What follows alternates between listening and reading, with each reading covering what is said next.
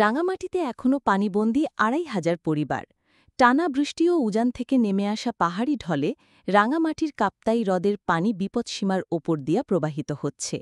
ফলে রাঙামাটি সদর, বাঘাইছড়ি ও লংগদু উপজেলায় প্রায় ২,৫০০ পরিবার পানিবন্দী হয়ে পড়েছে। এরই মধ্যে হ্রদের পানিতে তলিয়ে গেছে জেলার বিসিক শিল্পনগরের একাধিক কারখানা ও সড়ক।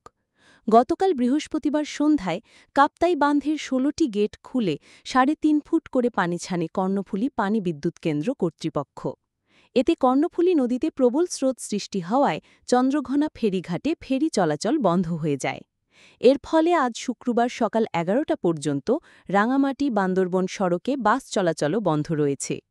কর্ণফুলী বিদ্যুৎ কেন্দ্রের ব্যবস্থাপক মোহাম্মদ মামুদ হাসান জানান, কাপ্তাই হ্রদে পানি বেড়ে যাওয়ায় কয়েক দফায় পানি ছাড়ার পরিমাণ বাড়ানো হয়।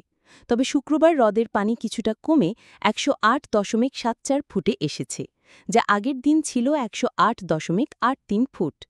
রাঙামাটি সড়ক ও জনপথ বিভাগের নির্বাহী প্রকৌশলী সবুজ চাকমা বলেন, ফেরি চলাচল সম্পূর্ণভাবে নির্ভর করছে বাঁধ থেকে পানি ছাড়ার ওপর।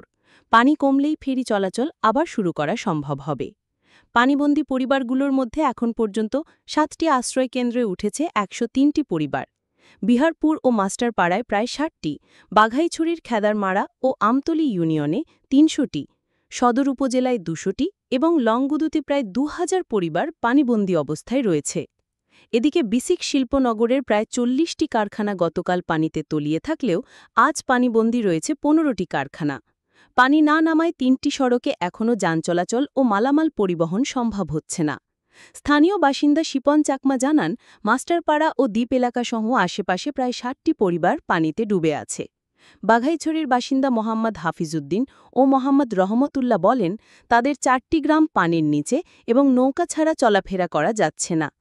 জরুরি সহায়তা হিসেবে প্রশাসন আশ্রয়কেন্দ্রের মানুষদের জন্য রান্না করা খাবার এবং অন্যান্যদের শুকনো খাবার সরবরাহ করছে বলে জানিয়েছেন লংগদু উপজেলা নির্বাহী কর্মকর্তা মোহাম্মদ জাহাঙ্গীর হোসাইন।